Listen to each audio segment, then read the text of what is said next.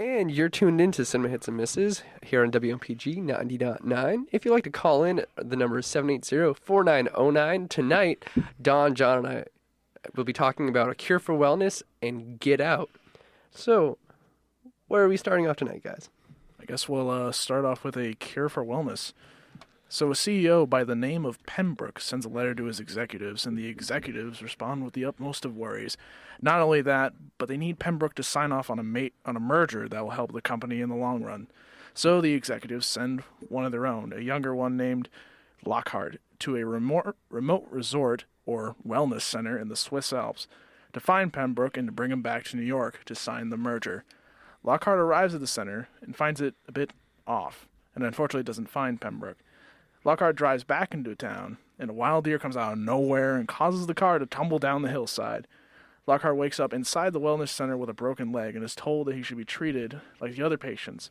From there, the film is Lockhart uncovering the secret of the wellness center and what the true cure is. Now, A Cure for Wellness is directed by Gore Verbinski, stars Dane DeHaan, Jason Isaacs, and Mia Goth.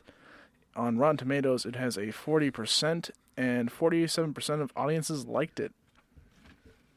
I can understand the rating, but I think it's not quite fair. No. For me, the first thing was like, this is such a visually stunning movie. Definitely. For where it's shot. I mean, between the juxtaposition of the steel and the coldness of the city, and then the gorgeous Alps. You know, so it was very visually impacting, and the scenes of the wellness center and the anticipation. I get it because, you know, we'll get to the ending bit, which we won't give away, but I can get that people might not be satisfied with the ending. Yeah, yes, yeah. But I don't think it deserves as much of a ding as it's getting. No, I'd seen the movie before you guys did, so I had no one to talk to because there's not really any reviews for the movie, which was kind of a bummer. But it was the opening shot is definitely where it takes you in of how well it is shot. There's even a shot of, I'm guessing it's CGI with the train, that there's a camera on the side of a train, and the way the train's going is it's turning, but you're at the end of it. So all you see is the straightaway, but you see the beginning part turn into a tunnel. And what definitely took me in of it was the wellness center, because the way it's set up is that they can't have any technology at the wellness center. So as the film goes on, with the juxtaposition between the city and the wellness center, is that you forget what time period this movie takes place in. There's only certain scenes in it that you realize, oh, this is present day. But with the technology that they use at the wellness center, you're like, oh, this could be like 1920, their clothes look like probably the 50s, but it could be like any decade that's not modern day. Yeah, it certainly has that feel that it's like lost in time, or that there is no time with it besides, you know, the modern car that takes Dane DeHaan up to the center and back. There really isn't that much else that makes it feel like it could be set in present day. And yeah, to touch back on the visuals, like, so when I had heard, or I had read a few reviews, or not read reviews, but I'd seen the numbers, right? And obviously, I never take Rotten Tomatoes to heart, because I'm like, well, you never know.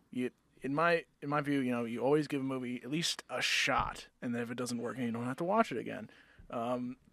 So I came in kind of pleasantly surprised. I'm like, this is well shot. This is looking good. You know, they're setting up an intriguing mystery, like, and there's some great twists and turns, I think, at some points. And like I said, the look of it, like, there's a great shot of, it's like it. So it's a wide shot, and it's like of the Alps, and it's Dane DeHaan and Mia Goth. Oh, standing on the standing on the, like the reflection of the Alps off the water. I'm like, this is so cool. I'm like, this is like, it was a great location. I guess they shot it at like it was in a some haunted house or something, or that's what they were saying. Yeah, and it looked great. Yeah.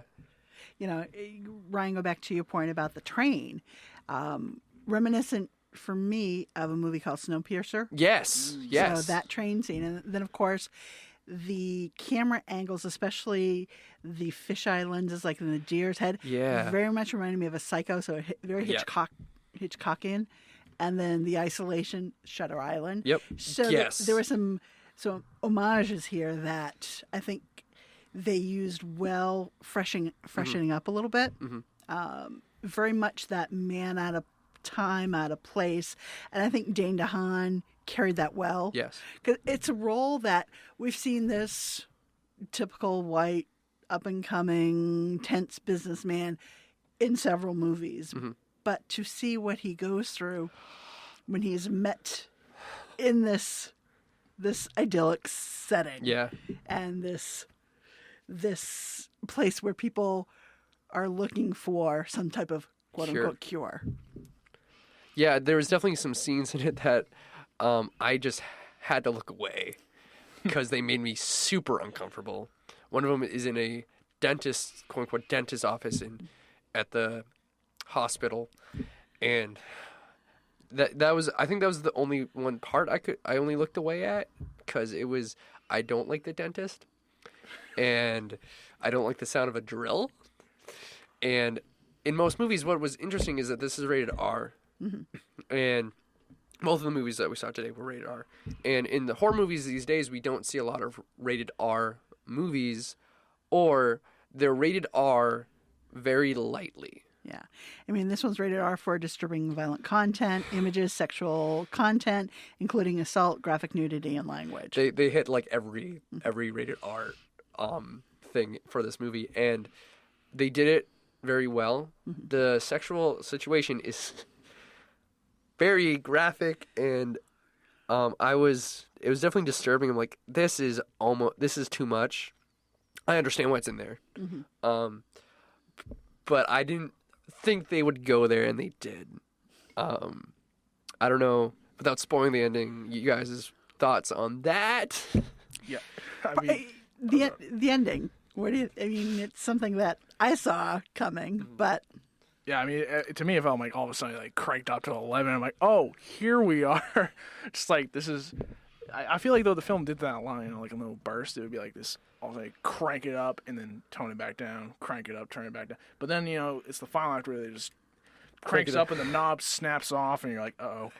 And that's pretty much how the movie went. But that being said, like not trying to give too much away, but it was kind of, like you said, it was kind of predictable. And I really think when looking at the reviews, that's a lot of the faults people are giving this film, is like the story's a bit predictable. But I'm like, but that's it? Like, I guess maybe like they were expecting something bigger, grander, something more like philosophical, I guess. Well, for something that has relatively, and again, I didn't know if it was predictable to me because we see so many movies and we kind of know the mores of what's going on. Mores of like what you did that. Going on in a film, or for kind of a newer person going into this type of genre, if they would see that coming. Yep. And if they didn't see it coming, then that's a good twist. Is it a good twist? Yeah. I thought relatively so. I mean, it did crank up, John. I think you're right. I mean, it was like all of a sudden you've kind of got these little fringy thing, like something's unraveling, and then all of a sudden you get the skein of yarn that just falling at your feet. Yeah, I think it's similar. It's more cranked up too, but it's very similar in The Shining, where you see with The Shining, you see the unravel of this man into madness, and this one's similar into this man in this isolated situation and thinks he's going crazy, and I think it works because he's trying to see. He doesn't look at his own insanity, but he definitely questions it at some points, and I think that's definitely they did crank it up by the end of that movie. I definitely agree with that, but I think there are some sections that it was well put in for the cranking up. And if you're just tuning in to Cinema Hits and Misses, John, Ryan, and Don here, we're talking about A Cure for Wellness. And if you've seen this or our next movie, Get Out, we are here live until 8:30 at 780-4909. That's 780-4909. Yeah, I'm just looking through my notes. I know we talked about the visuals, but I actually really like the score as well. There's like this haunting theme where it sounds like a child singing, and it's just so eerie. Like, and especially those first couple shots, I'm just like, oh, ooh, I like the sound of it. I'm like, is this theme going to keep playing? Because to me, scores are really only essential if there's like a theme. Because sometimes I feel like there's just no themes in scores anymore. And when I hear it constantly, like, it's great to listen to. So the score is something I definitely enjoyed. I guess like looking through a con, I could really feel the runtime. This film is nearly 2.5 hours long. And there's a certain point in the movie where it kind of like echoes something from the beginning, where I'm like, oh, so this is how it's going to end. I'm like, oh, that's not, oh, we're still going. I'm like, I mean, fine, but it's not like, one of those movies I'm like, oh, you got to be kidding me. I thought it was done, but it was just like, this feels like a good ending point, and then it just kept going, so. Yeah, I think I know the scene you're talking about, and I think they could have ended it there. And it would be, I think some people might have been disappointed with that. There are reasons why it could have worked, but I feel like people would be like, okay. Yeah. I mean, I think someone was in love with the footage so much that they kept a lot of it in. Yeah. And I'm with you, John. I think it could have been tightened up a little bit. So that, for me, I think is the downside. More that than the actual ending. Because I knew knew how some of the ending would play out, and it did. Yep. And it was kind of interesting how they got there. So I was okay with it. There's a certain point where you suspend your disbelief, and I was okay to go with it because I was engaged with the characters. You have a great acting cast here. You get Jane DeHaan, you get Jason Isaacs, Mia Goth, Celia Imrie, who was in a very small, pivotal role of it. I mean, she's a British actress that I love to see in movies. I mean, Marigold Hotel movies, and Carl Lumley bookended in this. And so, you have a cast that brings us along, and so you have questions, and, there were some red herrings. Yep. Well, we'll say that without giving anything away. Yeah. But, overall, I think if you're interested in a modest thriller, that I think this is a decent one to see. Seeing it on a big screen just because of scenery, I think, but it certainly would hold up in home viewing. Yeah. And probably I would more advise either matinee or home view. The big thing kind of to go off that is that it's an original movie too, which I was very happy to see. It wasn't based on anything, with a lot of sequels and big budget movies and people like, there's no original movies. This one's an original movie, and it's by a known director who's directed Pirates of the Caribbean and Rango. Lone Ranger. The Ring. So he can go dark, and he co-wrote it. So if you want to kind of see an original movie that's not based on anything, I would definitely highly check it out. But I would also highly say the next movie, which is also an original movie. And that's really great that we got to see 2 original horror movies. I don't know. Anything else you guys want to say about A Cure for Wellness? No, I think we pretty much covered it. Yeah. All right. Ready to move on to Get Out. Chris and his girlfriend Rose have reached an important stage in their relationship. It's time to meet the parents. As an interracial couple, they may do okay in an urban setting, but what about upstate New York? Rose assures Chris that her parents are liberal, so liberal that her dad would have voted for Obama a 3rd time. Yet Chris has his doubts. He grew up knowing to be wary of white people, and having been orphaned at a young age, he keeps the world a bit at a distance. His best friend Rod, a TS agent extraordinaire, is convinced that Chris is going to end up as some sort of black sex slave, yet Chris is game and takes the next steps with Rose. On the way to the rural estate, Rose becomes distracted and hits a deer. When the local cop responds and wants to see Chris's ID, Rose becomes indignant, defending Chris and what she sees as racial profiling. This is just the beginning of a series of awkward and socially inept encounters with Rose's family's world. Dean and Missy Armitage have a black maid, a handyman. Not to worry, they're just holdovers from taking care of his elderly parents. When an onslaught of friends gather at the home for a celebratory weekend, more questions ensue, and Chris begins to suspect that his host may have more than a get-to-know-you time in store for him. Get Out stars Daniel Kaluuya, Allison Williams, Catherine Keener, Bradley Whitford. Written and directed by Jordan Peele. Rated R for violence, bloody images, and language, including sexual references. What did you guys think of Get Out? I really enjoyed it. I thought, coming from Jordan Peele, who's known from the Key and Peele show, this is his first time writing, directing.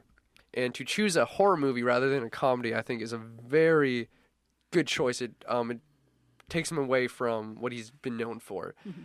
And it is funny, which is not normally in a horror movie. There's not jokes in it, but there's funny parts in it that you can laugh at. Some of them are very awkward parts that you're like, should I be laughing? Is this supposed to be funny? And he also did his homework on horror movies. In interviews I've seen him in, he talked about Rosemary's Baby and Stepford Wives, and those are definitely alluded to in this movie. And it's also a big movie that I could reference is Guess Who's Coming to Dinner. I would say the first act is definitely Guess Who's Coming to Dinner, and then it's like, we're going to turn this on its head, and I feel he did an excellent job at that. Yeah, I'm going to have to agree with that. For the first time for Jordan Peele to get out of his comfort zone mostly, it's impressive. I think the strongest part of it is the script. Mm-hmm. I thought it was really, really well written. It like nailed a lot of things that there'd be some things that I'm like, I've seen this before. Yeah. So he definitely nailed it there, and definitely with the way the story progresses, it kept me guessing the whole time. It wasn't like, oh, it's gonna be this. Mm-hmm. It wasn't. No. So it kept surprising me. It was engaging to say the least. Yeah. Yeah, I'm with you guys. I mean, I'm 90% in on this movie. Yeah. Not 99%, 90% in. Primarily because some of the loose threads in the ending for me. Yep. But overall, I was very satisfied with the way the story progressed and moving along and seeing through Chris's eyes. Yes. As we come to find out, it's quite an interesting story that he has. And, you know, for me to see Catherine Keener in this type of role harkens back to there was a movie she did called Being John Malkovich. Yeah. Where you didn't know where her character was going. So I appreciated that she does that well. And Allison Williams, you know, again, who the strong defender girlfriend and, you know, liberal right fighting daughter. Yeah. Worked well for me. But again, I think this is really Daniel Kaluuya's movie. Yep. And getting to feel his discomfort and the conversations going around him and then wondering what the heck. And even we know his awareness of things in his world, but what do you do? Where's your power to change it? So I think that they did that well. Again, some quibbles on characters. And I can't go into it because we don't want to give you spoilers here. No, this is a movie that you should go in, even though we read the synopsis, to go in at with the least information as possible. Yeah. I mean, I don't think we gave anything we more didn't. than the trailers. No, more, yeah. Because mostly the trailers showed, like, the Guess Who's Coming to Dinner. Yeah. And what I would also like to point out, kind of going with the script, is that since I've only seen this movie once, but there was definitely some points in the movie I'm like, oh, either they're going to be a callback to what they said before. And what was cool was in an interview with Jordan Peele, he talked to Edgar Wright, and who we know about Edgar Wright and with his scripts is that whatever he writes at the beginning of the movie might reference the end of the movie. And Jordan Peele does that very well. I didn't know that going into the first time. But I was like, oh, he said something interesting there. It's not like, oh, this is what's going to happen, but it's a piece of information that you can keep in the back of your head. And you're like, oh, he said that at the beginning. That makes sense now. I can see that. Yeah, I definitely agree. There's a lot of things that come back into play, and you're like I said, the script is super tight. I really didn't have too many qualms with it. I'm trying to look through. I also thought there was great tension in the scenes, like when it, when stuff started getting real, and even like the tension, like just the awkward conversations between the family members was just hilarious too. It was just like, I feel like a lot of people in my theater were kind of like sitting back like, oh, is that really? Yeah. And if you're just tuning into Cinema Hits and Misses, you've got Dawn, John, and Ryan talking about Get Out. We're here till 8:30 at 780-4909. That's 780-4909. And John, I want to speak to a point you actually made about A Cure for Wellness. Score. Here in Get Out, normally it's like, all right, score kind of settles in the background for me. Here, I mean, it was kind of the monster movie music, especially with Georgina, the drums, the percussion sounds of her. Georgina was the maid. Yes. So as things were progressively getting interesting around her, the beats, that tension, it's almost like a little bit of a heartbeat and a little patter that goes to it. So I really noticed that, and I think it heightened my tension a little bit. Mm-hmm. Yeah, and I think what they also did, what I like about in horror movies is when they use juxtaposition between the scene and the music. And I think even at the beginning of the movie, they play a song of an artist I'm really a fan of, Childish Gambino, at the beginning, and it's a very calm and loving song with these two characters. And it's kind of harking to other like teen horror movies where at the beginning something bad's going to happen, but these guys don't know it yet, so they're all happy. And then you realize this isn't going to end well. And I thought that was a really cool, and I would definitely agree with just the score, because especially in horror movies, score and ambiance are extremely important. Yeah, yeah, I like the score too. To me, I guess Cure for Wellness stuck out for me more, but I can see what you're talking about. But to go on something about a different kind of sound that I have a little bit of a gripe with. Now, there's always this cliche with horror films, at least with modern horror films, to get the scare out of you. Yep. And that's only done by a loud noise, and that's it. It's not actually scary. It's only scary because there was a lot of silence beforehand. And it happens in this one scene where the jump, quote unquote, is just someone walking in a hallway behind. And yeah, so you know what I'm talking about. That bothered me a lot because I'm like, that is just, it's cheap. It's not scary. And I think it would have worked either way without that sound. Yeah. Because for me, I hate it when, like, I quote unquote hate it. Like, it scares me in a horror movie when there's someone in the background and the person in the foreground doesn't know that yet. And even without sound, you're just like, look behind you. Look, there's someone here. And they can do that without the sound. And I definitely agree with that. And a film that does that well, in the sense like all they had to do was just, it shows in the frame, is Don't Breathe is a really great example of that. Right. All you have to do is pan the camera, and there is the old man, and you're just like, oh no. Like, that's how you do good horror. And I think for the most part, Peele is able to pull that off. It's just that one moment. Yeah. And I'm like, did you really have to do that? Because he does it at another point, and he doesn't use the sound, because there's a part when the door opens and you see someone standing there. And when I was there at the theater, I knew that was like, oh, I didn't jump, and I'm like, oh, and someone behind me was like, oh God. And then like you don't see it again. And I was just like, oh yeah, that is a good point. How about you, Don? Well,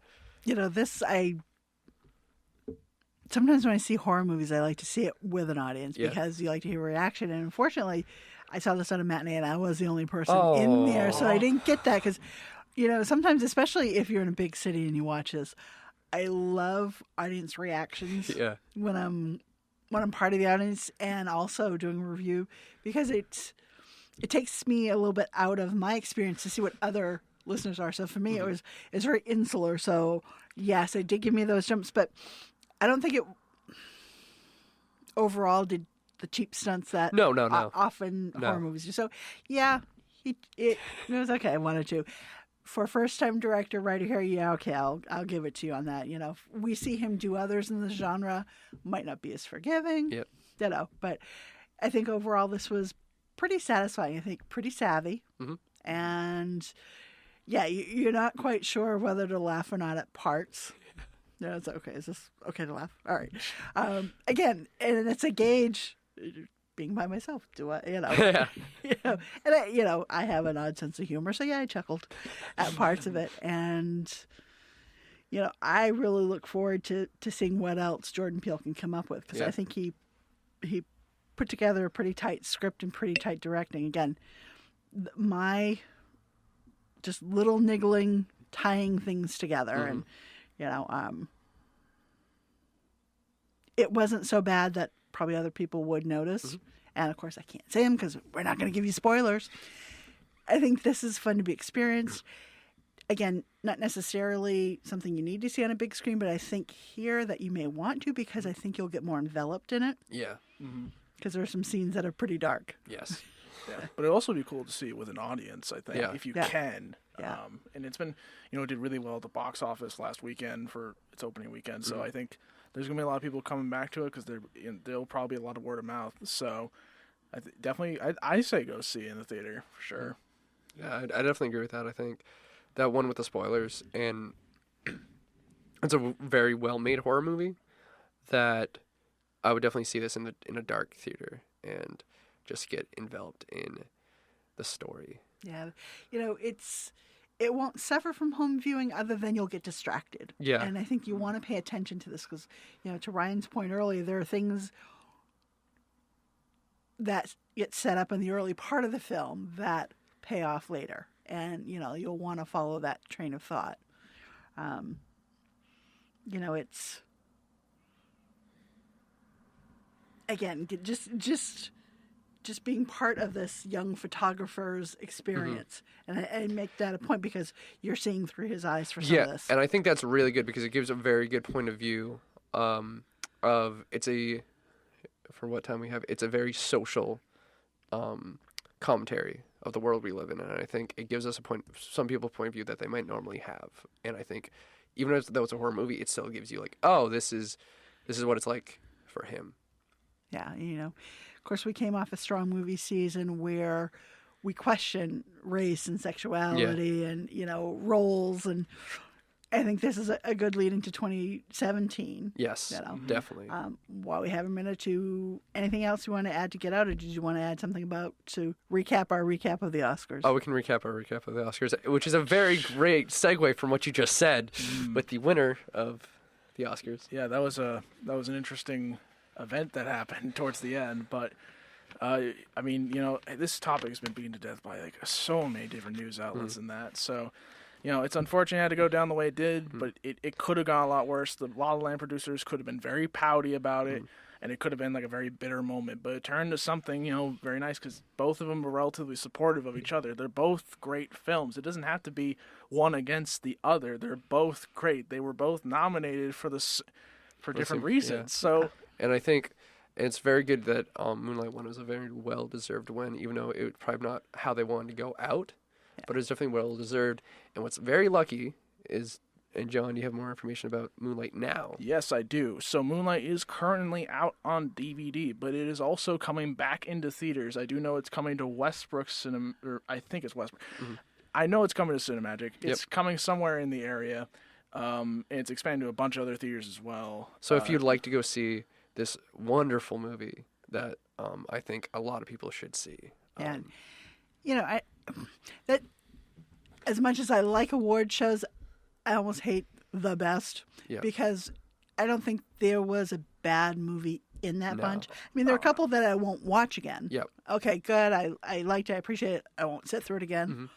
2 of them. Yep.